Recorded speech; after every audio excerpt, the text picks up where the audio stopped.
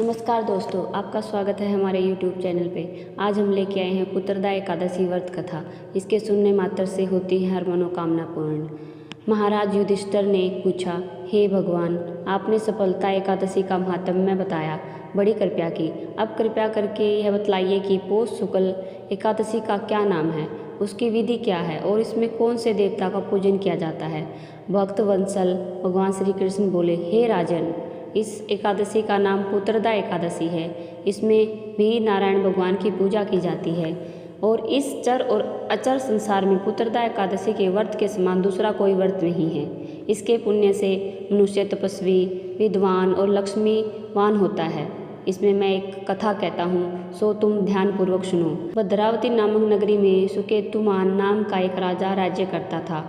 उसके कोई पुत्र नहीं था। उसकी स्त्री का नाम सेव्या था। वह निपुत्री होने के कारण सदैव चिंतित रहा करती थी। राजा के पितर भी रो रो कर पिंड लिया करते थे और सोचा करते थे कि इसके बाद हमको कौन पिंड देगा। राजा को भाई, बांधव, धन, हाथी, घोड़े, राज्य और मंत्री, इन सब में से किसी से भी संतोष नहीं होता था। वह सदैव यही विचार करता था कि मेरे मरने के बाद मुझको कौन पिंडदान करेगा। बिना पुत्र के पितरों और देवताओं का ऋण मैं कैसे चुका सकूँगा। जिस घर में पुत्र न हो उस घर में सदैव अंधेरा ही रहता है। इसलिए पुत्र उत्पत्ति के लिए प्रयत्न करना चाहिए। जिस मनुष्य ने पुत्र का मुख देखा है वह धन्य है। उसको इस लोक में यश और परलोक में शांति मिलती है, अर्थात उनके दोनों लोक सुधर जाते हैं। पूर्व जन्म के कर्म से ही इस जन्म में पुत्र, धन आदि प्राप्त होते हैं। राजा इसी प्रकार रात दिन चिंता में लगा रहता था। एक समय तो राजा ने अपने शरीर को त्याग देने का निश्चय किया, परंतु आत्मघात को महान पाप समझकर उसने ऐसा नहीं किया। एक दिन राजा ऐसे ही विचार करता हुआ अपने घोड़े पर चढ़कर वन को चल दिया तथा पक्षियों और वृक्षों को देखने लगा। उसने देखा कि वन में मृग, व्याघ्र, सुअर, सिंह, बंदर, सर्प आदि सब भ्रमण कर रहे हैं। हाथी अपने बच्चों और हाथिनों के बीच घूम रहा है। इस वन में कहीं तो गिद्दड़ अपने कर्कश स्वर में बोल रहे हैं, कहीं उल्लू ध्वनि कर रहे हैं। वन के दृश्यों को देखकर राजा सोच विचार में लग गया।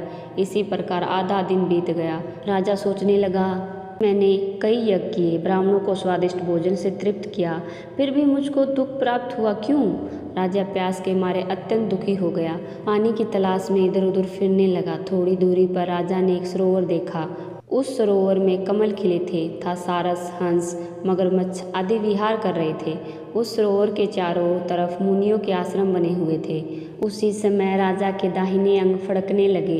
राजा शुभ शकुन समझकर घोड़े से उतरकर मुनियों को दंडवत प्रणाम करके बैठ गया। राजा को देखकर मुनियों ने कहा, हे राजन, हम तुमसे अत्यंत प्रसन्न हैं। तुम्हारी क्या इच्छा है, सो कहो।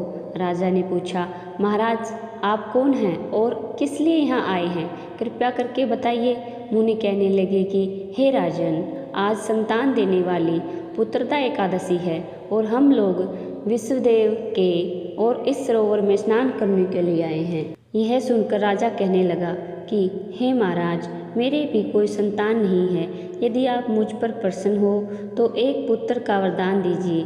मुनि बोले, हे राजन, आज पुत्रदा एकादशी है, आप अवश्य ही इसका व्रत करें। भगवान की कृपा से अवश्य ही आपके घर में पुत्र होगा।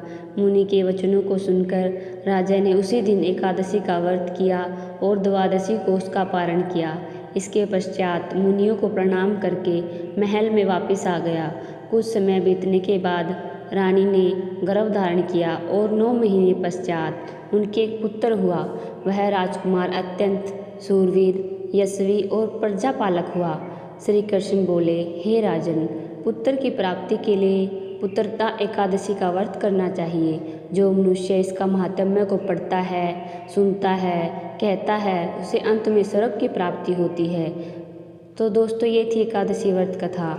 इस व्रत कथा को सुनने वाले, कहने वाले और हुंकारा भरने वाले की सबकी मनोकामनाएं भगवान श्री हरि विष्णु पूरी करें। आपको हमारी वीडियो अच्छी लगी हो तो वीडियो को लाइक करें और कमेंट में जय श्री कृष्णा, जय श्री हरि विष्णु जरूर लिखें।